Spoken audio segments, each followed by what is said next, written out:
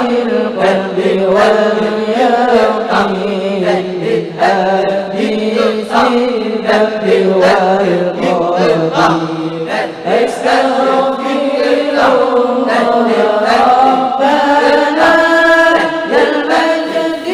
Bahadi risalah nafi'ah ini adalah risalah sepenggalan catatan yang bermanfaat insyaallah katanya. Ini Habib Muhammad.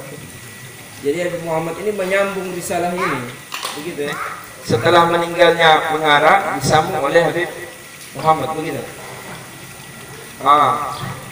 Lima ya ta'alaq yang berkaitan tentang bitajhizil mauta, pengurusan orang mati. Dari apa? Dari memandikan, mengkafankan, mensolatkan, membawa, menguburkan, dan apa-apa yang ada rentetan dari itu. أذكر فيها ما يجب وما يستحب في هذه الأحوال وأكثر عمل أهل الكريم مدينة العلم والعلماء في ذلك. Saya akan sebutkan, dia bilang apa-apa yang wajib dan apa-apa yang sunnah dalam perkara-perkara ini. Dan saya akan sebutkan dalam kitab ini apa-apa yang menjadi amalnya orang tarikh. Orang-orang tarikh yang dikenal dengan kota ilmu dan ulama. Jadi beliau ini ada dorongan untuk menulis ini, ya, karena dia melihat ma'ra'aitu minat tasahul, orang-orang kayak menggampangkan perkara ini, begitu. Wa ada ihtimam, tidak ada ihtimam. Apa ihtimam maksudnya? Kayak tidak ada perhatian dalam masalah ini. Banyak yang tidak perhatian dan menggampangkan masalah ini, sehingga tidak didapati di sebagian tempat atau kampung-kampung yang mengetahui masalah ini, ya. Atau kadang-kadang perempuan saja yang paham tentang masalah ini dalam satu kampung cuma satu orang, ya. Maka Pak Habab tuh tadi dari maka aku ingin menulis tentang itu, wadabtuhu, saya rangkum dan lain sebagainya, tadwin saya susut. Untuk apa? Untuk menjaga masalah ini, ya.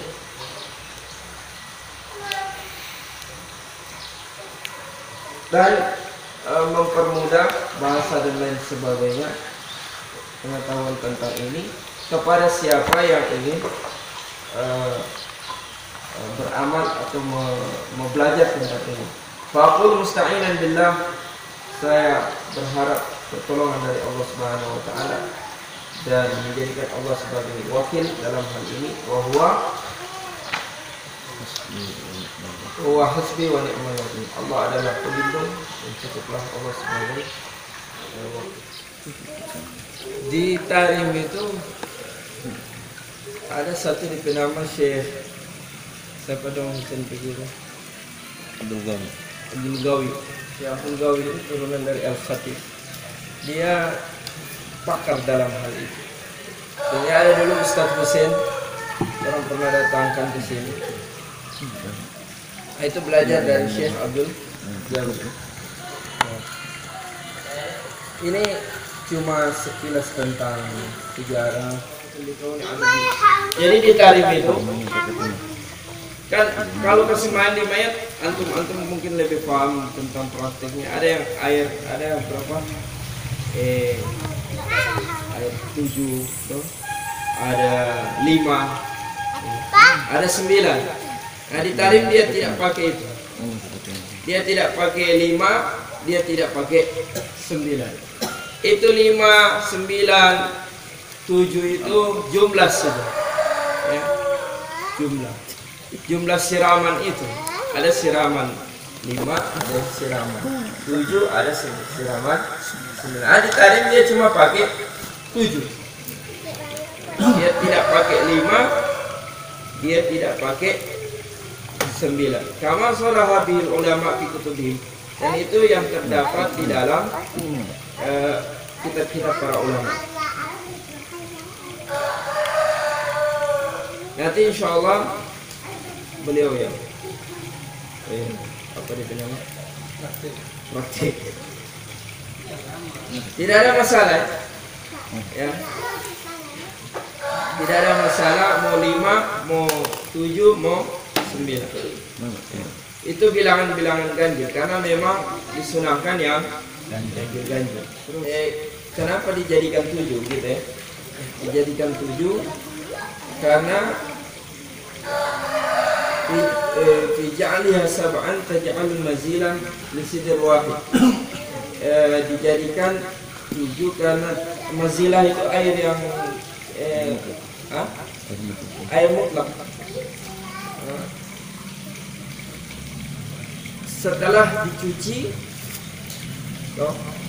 baru terakhir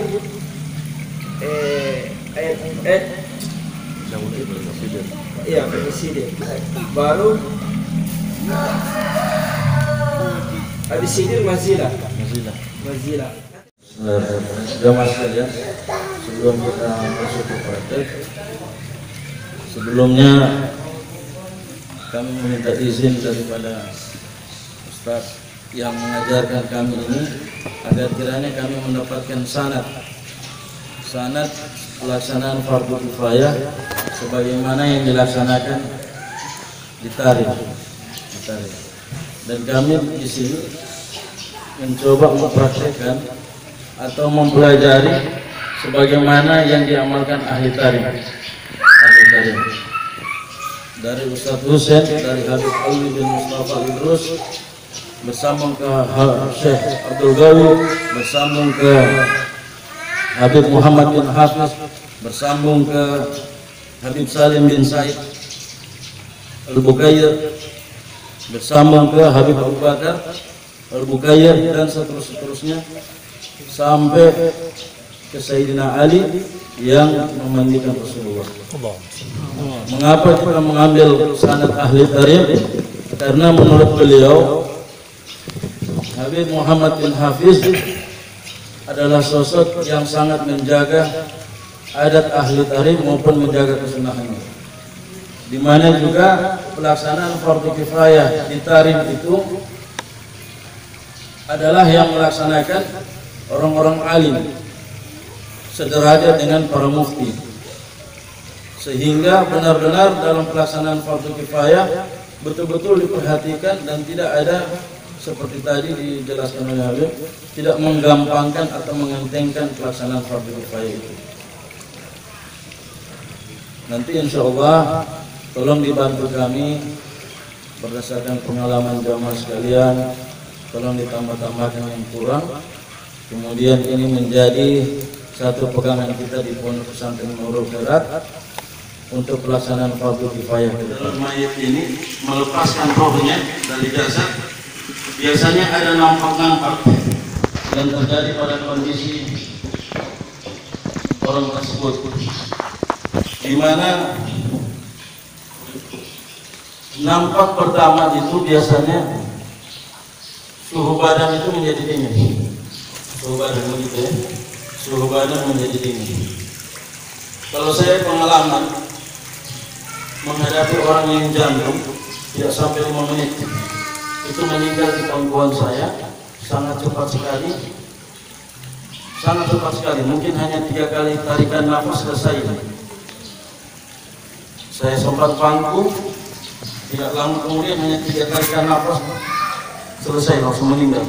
Dan saya lihat di situ kondisinya dengan apa yang kita coba di dalam teorinya mungkin benar adanya, di mana ketika melepas dari jasad, kaki ini akan, kalau ini masih dalam keadaan santai, masih biasa.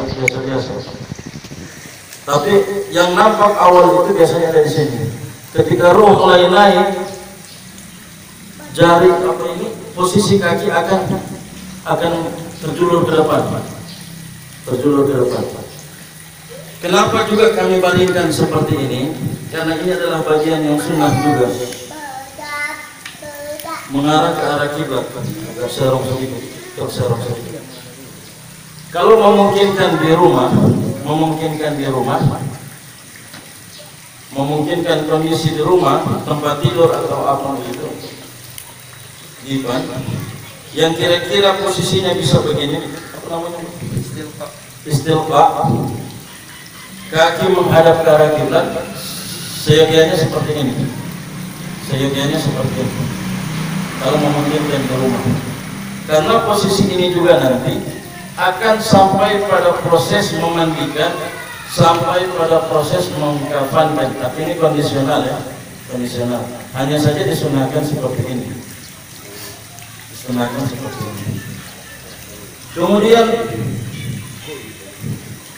Bensan ini sudah menegang ini, jari-jari sudah menegang, kakinya semua dingin gini, sudah menjulur ke depan.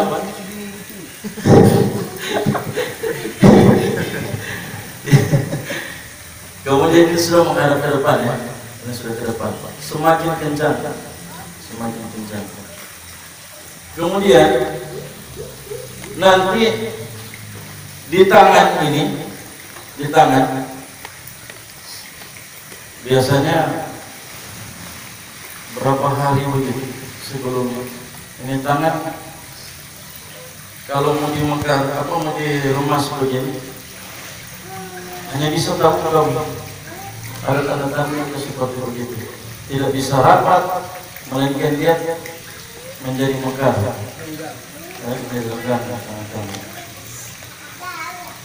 Kemudian di ibu jari ini, di ibu jari tidak bisa dibengkokkan, tidak bisa dibengkokkan, tidak bisa dibengkokkan. Melainkan dia menjadi tegang begini, tegang. Kalau mau dibengkokkan dia hanya jadi begini, tidak bisa ditekuk. Selanjutnya pelipis ini sudah keluar keringat, keluar keringat. Hidung mulai agak membengkok, hidung mulai membengkok. Dagu ini mengencang, dagu mengencang, dan mata semakin hari ke atas. Biasanya kalau kedokteran orang senter, ketika kelopak mata begini mulai membesar, berarti sudah mendekati ajalnya. Mata akan mengikuti ke atas sebagaimana dia melihat ruhnya dicabut, dikeluarkan.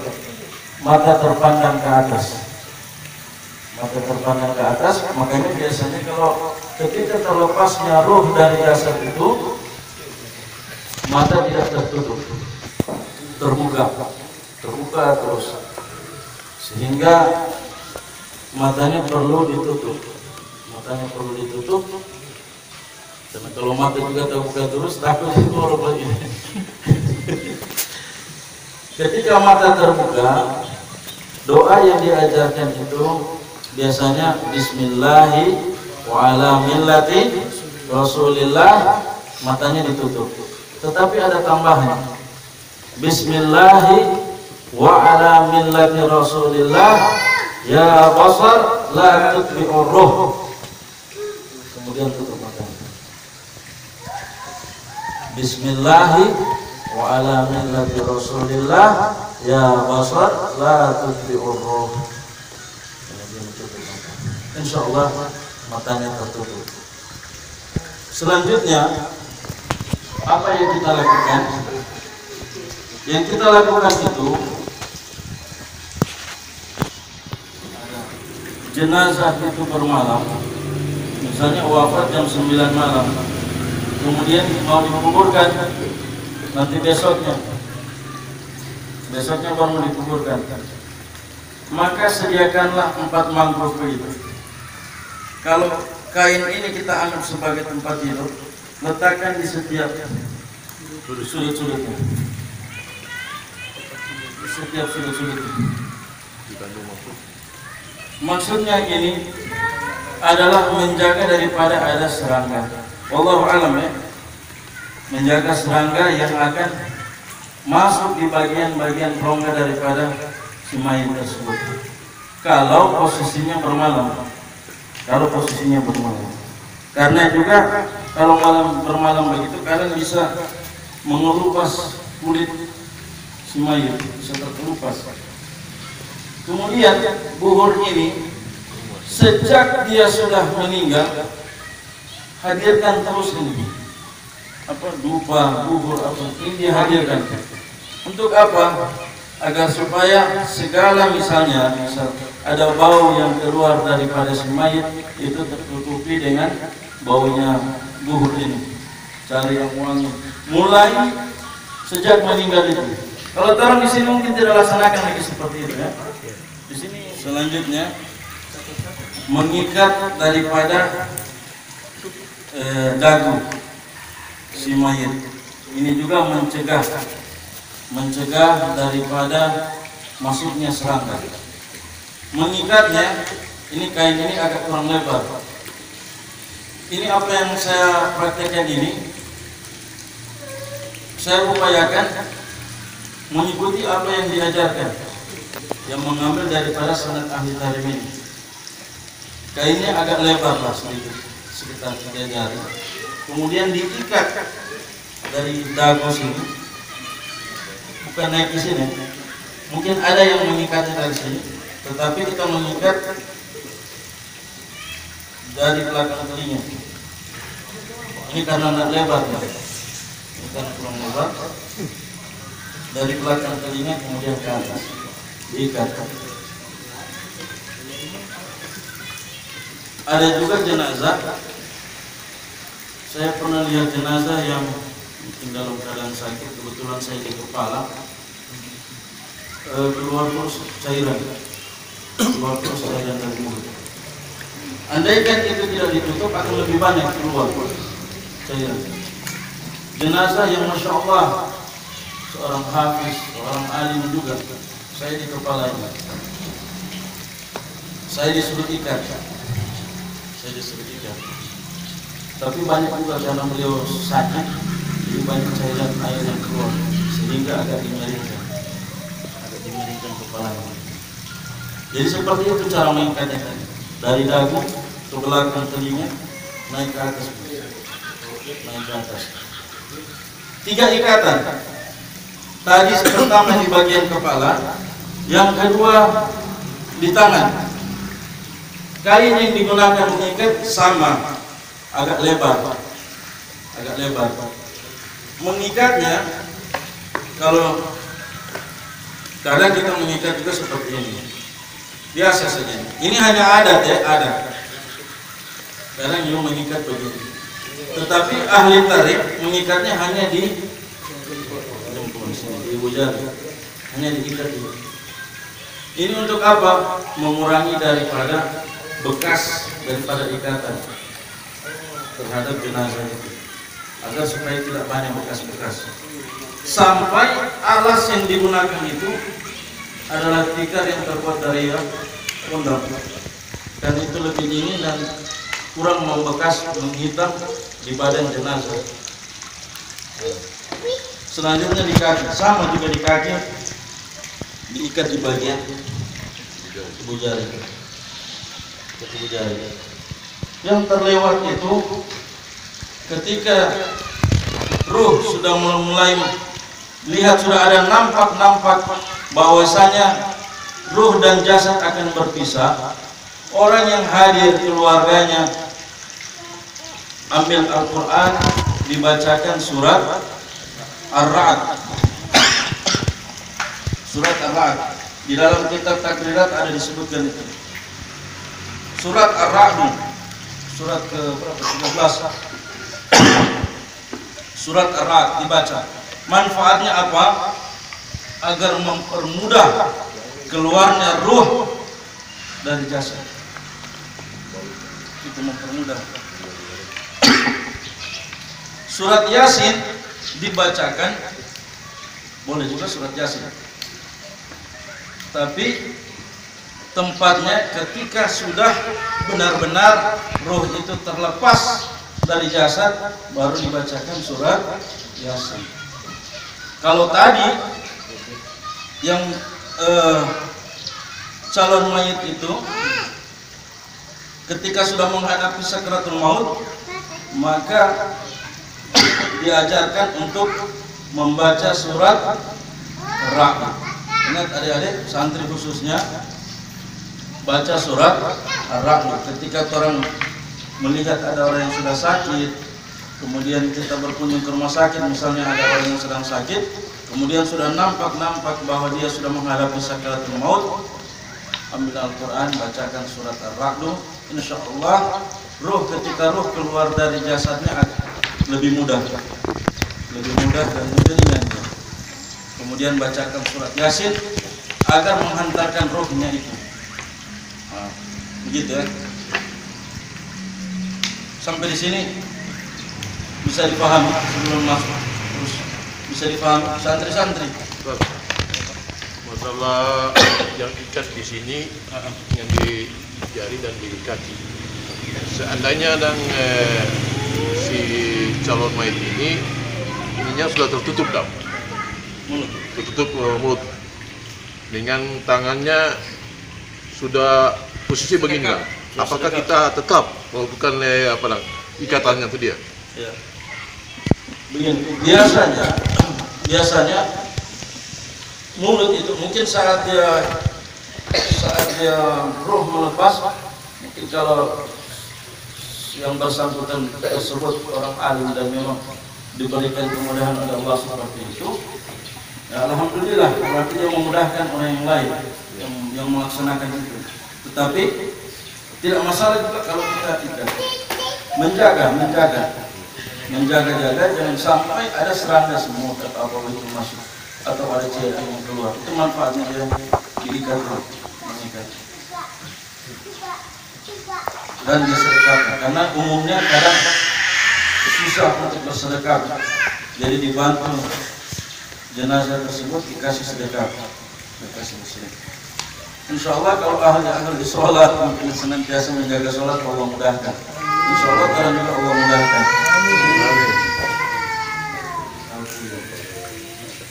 Jangan lupa juga ada beberapa orang yang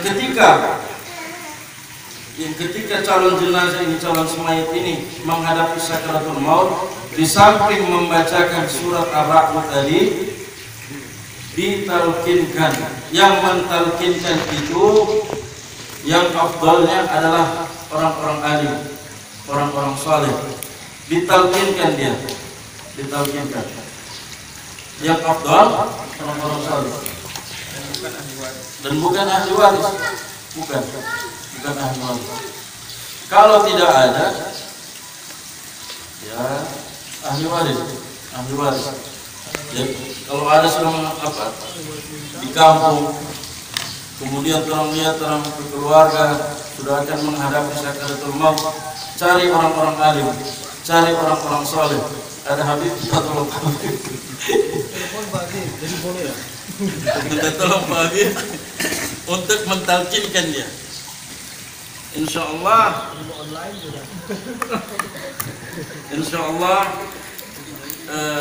amal kebaikan daripada orang alim tersebut, orang soleh tersebut memudahkan si calon mayit itu.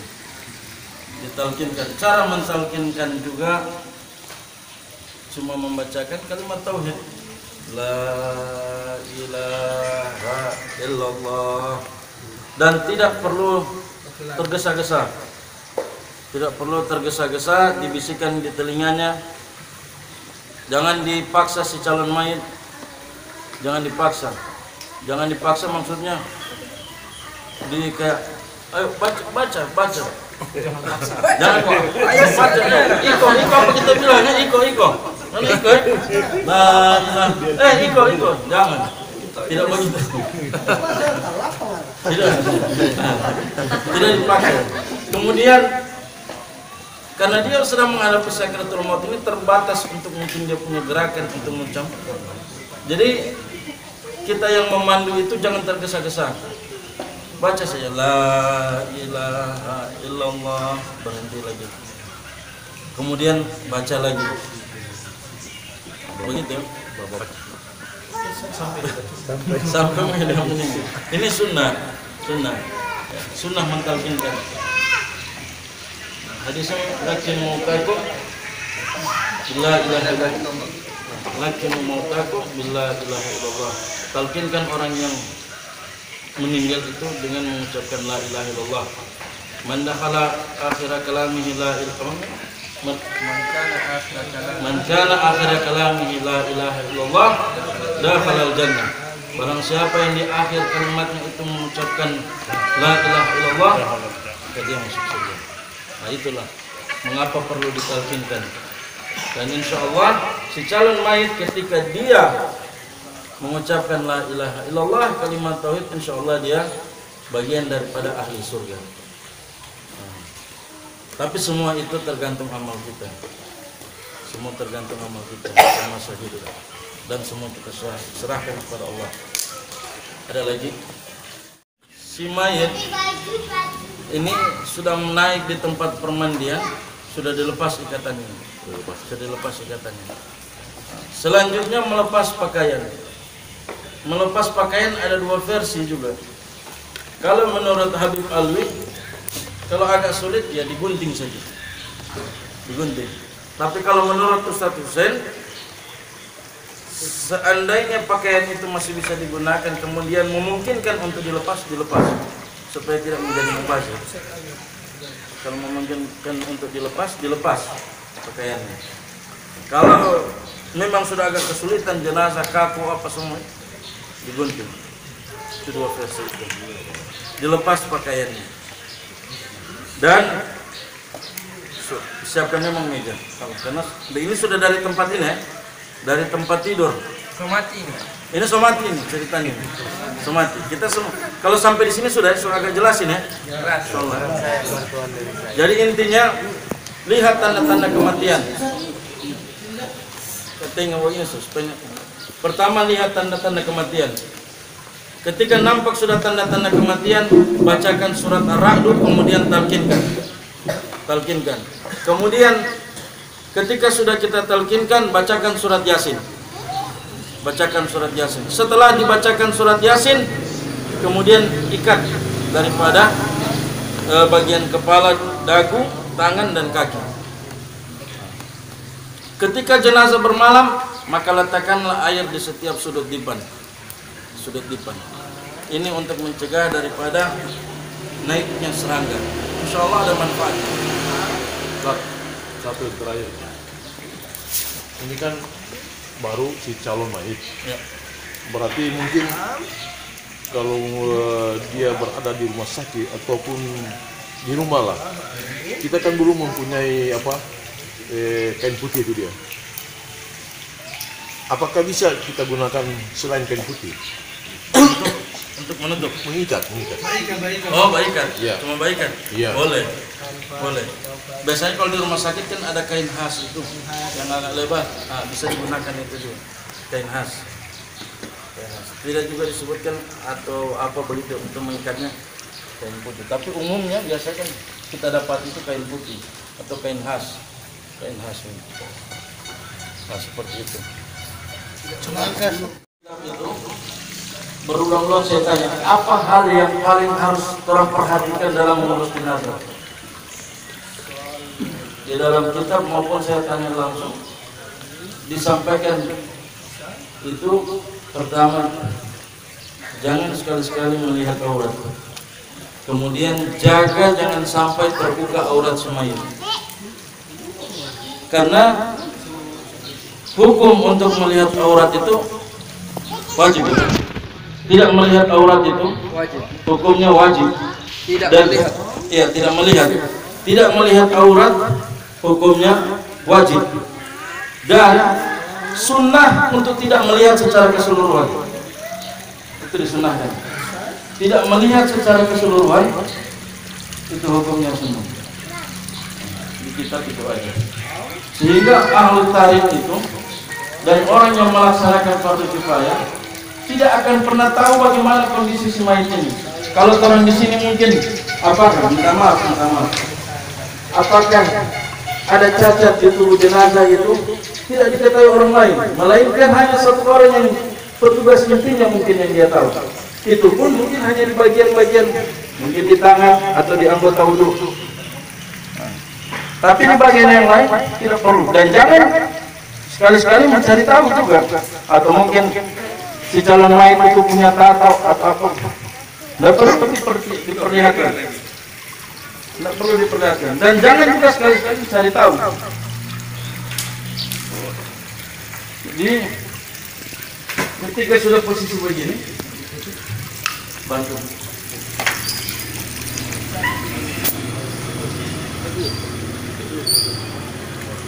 Ketika sudah begini, jangan kain itu selalu diangkat terlalu tinggi sehingga terbuka. Masih dalam proses begini, ahli tarium itu menjaga sekali adatnya, menjaga sekali, dan tidak mau melihat. Dan bahkan memang karena disunahkan, tidak mau melihat. Sudah melepas pakaiannya saja dari dalam, tidak dilihat, dilepas pakaiannya dari dalam, dibantu. Kalau ini kan kain kita tidak terlalu lebar, kalau di sana agak lebar sehingga dapat menutup keseluruhan. Sehingga untuk melepas pakaiannya saja dari dalam, tidak dilihat, tidak terlihat, semua dilepas, semua dilepas, tidak dilihat. Kalau taruh di sini tidak diperhatikan hal itu, lepas saja pokoknya, lepas dulu lucur ke sana, nanti kain baru kita tutup. Nah itulah taruh di sini. Bisa juga digunting. Ya? Bisa juga digunting. Bisa juga digunting. Kalau memungkinkan. Jenazah itu mungkin agak kaku dan untuk melepaskannya agak sulit, bisa juga digunting. Tetapi kalau misalnya, makanya ada dua versi untuk melepaskan itu, ada dua versi.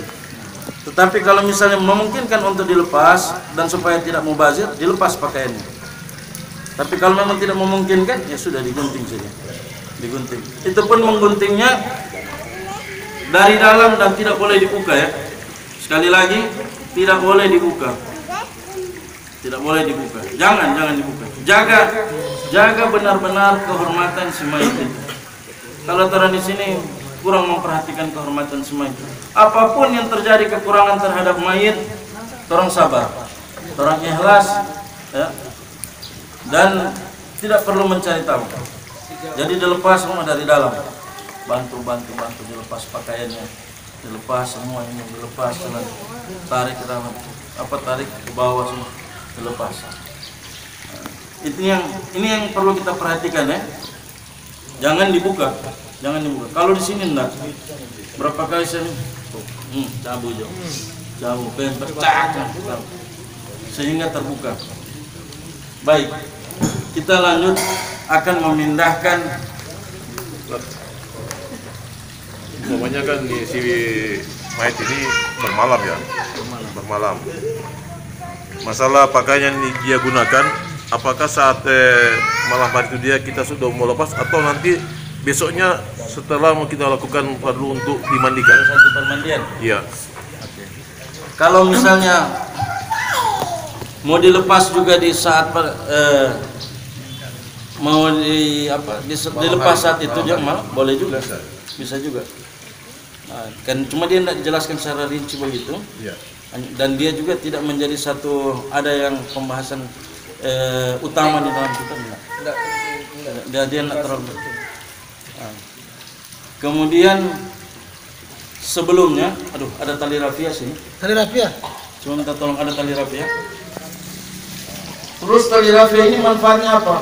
Untuk mengukur besaran kafan yang digunakan oleh si mayit. Pakai ini.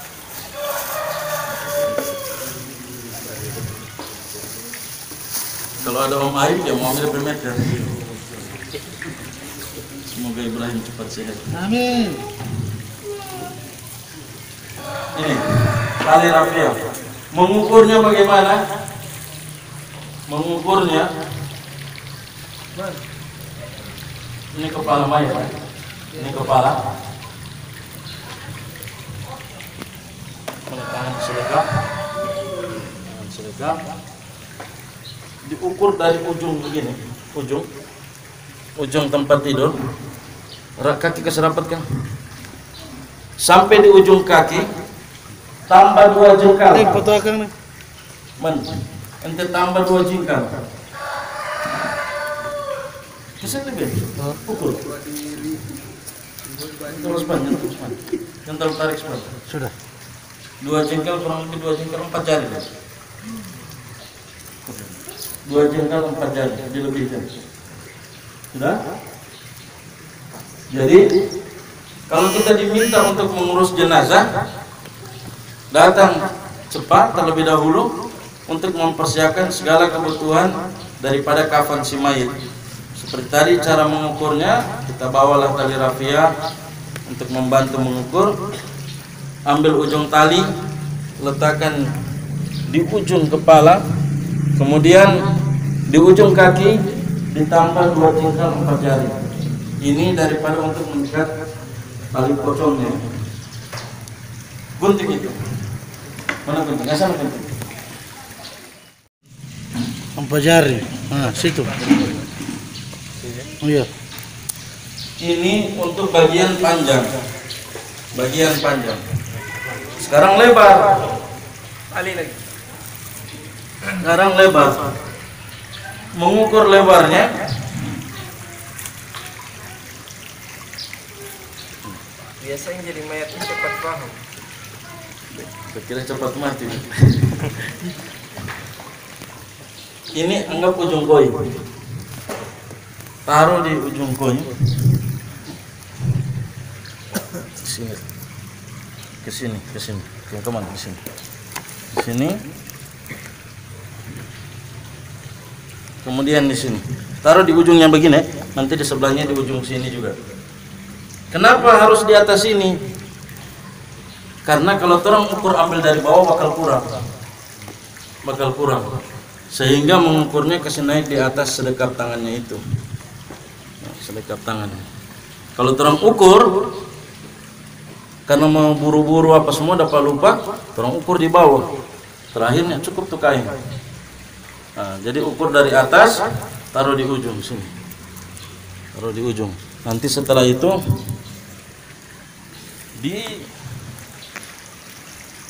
lipat 2 tambah 4 jari kira-kira begini. Gunting. Lipat 2 tambah 4 jari. Tambah 4 jari. Jadi mana malam kemayat? Tulis. Santri tulis itu. Santri tulis. Dah, angkat lengoni. Jangan lupa. Lagi makan ayam. Supaya tidak terlalu membingungkan nanti mana yang lebar dan mana yang panjang. Salah satunya saja, apakah yang panjang atau yang lebar, beri tanda ya disimpul saja, ikat. Supaya jangan bingung orang, karena kaget ukurannya sama, orang bingung yang mana nanti lebar mana yang panjang. Supaya turunnya ini kasih tanda simpul. Oh, yang ada tas simpul ini lebar, yang tidak tersimpul yang panjang. Ini hanya apa ya, trik-trik begitu saja, tidak dibahas juga di kita. Oke, sudah ini.